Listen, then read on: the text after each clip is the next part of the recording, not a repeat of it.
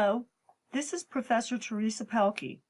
This is Session 5, Part 2, How to Specify Selection Criteria Using Comparison Operators.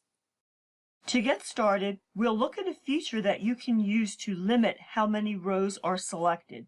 Strictly speaking, this feature is not related to the where clause, but you will almost always have a where clause if you use this feature. Before showing you the feature, we'll look at this simple select statement. We are selecting from the country table where the continent is equal to North America. The results set is sorted in descending order by the surface area.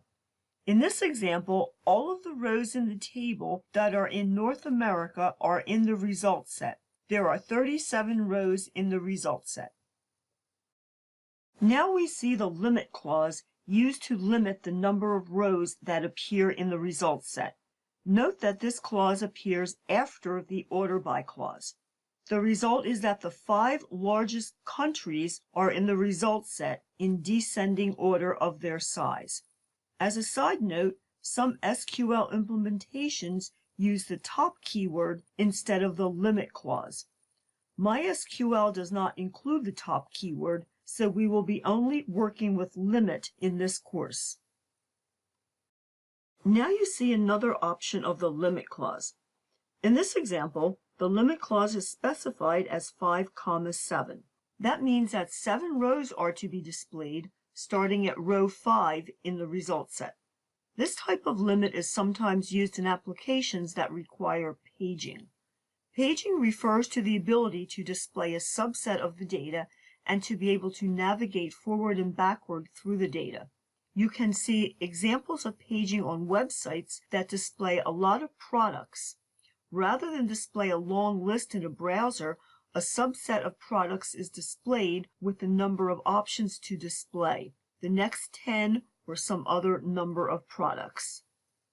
Paging like that is often used with an order by to display products from the lowest to highest, or some other order by option. On the previous slide, you saw the limit clause used with the 5, 7 option to select 7 rows starting at row 5 in the results set. The question is, what does row 5 mean? It turns out that row numbering in the results set starts counting at row 0.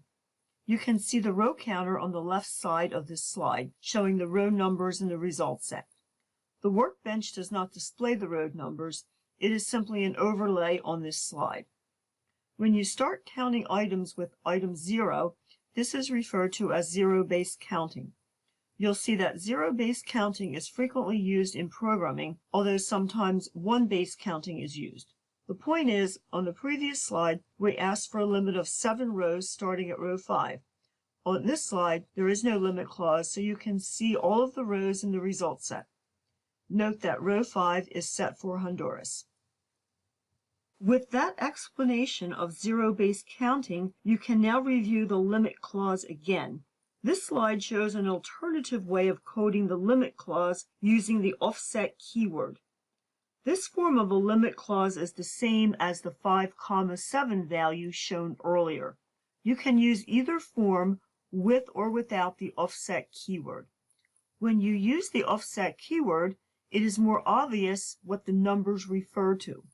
In this example, the offset is set to 5, meaning that the data is displayed starting at row 5.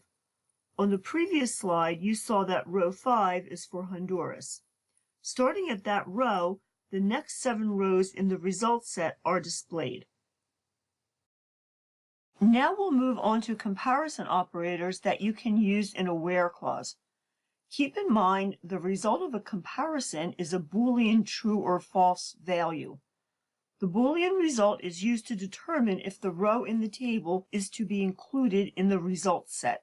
The most frequently used comparison operator is the equal to operator. Note that this uses a single equal symbol, unlike some programming languages that use 2 adjacent equal symbols for a comparison.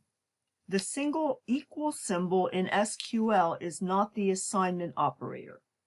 To select a column that is not equal to the specified comparison value, use the less than symbol immediately followed by the greater than symbol or the exclamation point adjacent to the equal to symbol.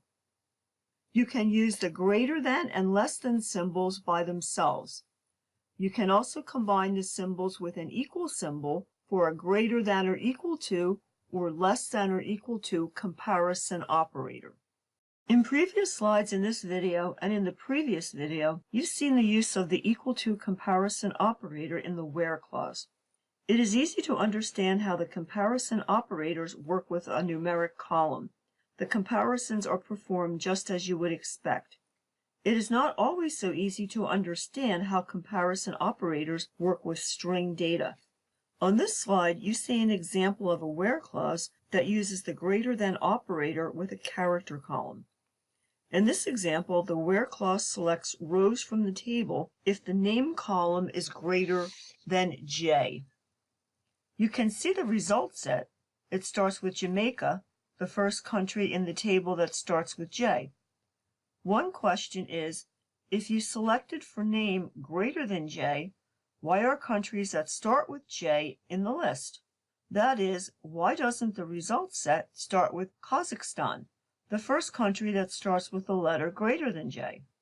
The answer is that the country name, like Jamaica, is considered to be greater than J. The comparison is based not only on the first letter, but also on all of the letters in the character string. This type of comparison, a greater than for a string, might be better thought of as select all countries that start with the letter J and all remaining countries after that. Now we'll look at the opposite comparison, where we are trying to select all the rows that do not start with the letter J. The where clause shows the obvious way to write the condition, where name is not equal to J. But look at what's in the result set. You'll see some of the countries that start with I, and then the countries that start with J, then the countries that start with K. This did not work as expected. We thought we were running a select that would not include countries that started with the letter J. But it looks like the selection criteria was completely ignored. What is going on here? Is the database broken? No, nothing is broken. In fact, the where clause on the previous slide worked correctly. It just didn't do what we expected it to do. On this slide, you can see that we are using the substring function to extract just the first letter from the name column. That one character, the first letter, is used for the comparison. On the previous slide, where we just selected based on name not equal to J, the comparison would work for a name of only one letter. So if there was not a country with the name of J, one letter, the not equal would work. A country whose entire name is J would not be selected. To make the comparison work, we need to get one character from the country name. The character that we get is the first character of the name. The substring function can be written as shown here, substr, or it can be written out as an entire word, substring. The function takes three parameters. The first parameter is the column name that contains the character value you want to work with.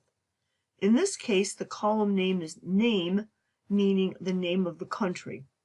The second parameter of the substring function is the starting position within the string. The first character in the string is specified as being in position 1. Note that in this case, 1 base numbering is used, as opposed to the 0 base numbering that is used with the row number in a result set. The third parameter of the substring function is the number of characters that are to be extracted. In this case, one character is to be extracted from the name string, starting at position 1. In other words, the first character of the country name is the value that is returned from the function. Now we have a correct comparison operation. We can now compare the first character of the country name with the letter J. This time, the country names that start with the letter J are not included in the result set. A somewhat simpler function that you can use is the left function, shown here. This function uses two parameters. The first is the column name that the leftmost characters are to be taken from. Again, this is the name column, the country name. The second parameter is the number of characters to include in the return value. In this case, we need to return one character from the left side of the name column.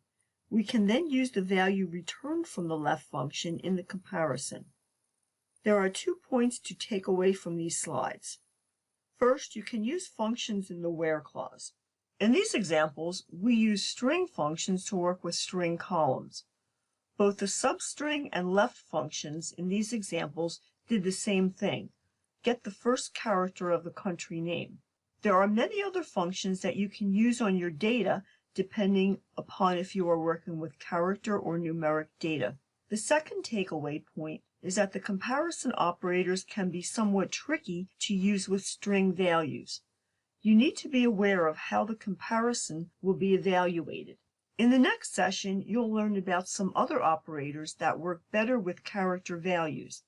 In most cases, when you want to specify a where clause using character data, you should first consider using the character data operators that you'll learn about later, rather than using the comparison operators that were described in this video. In the next video, we'll look at how you work with null-capable columns in a where clause.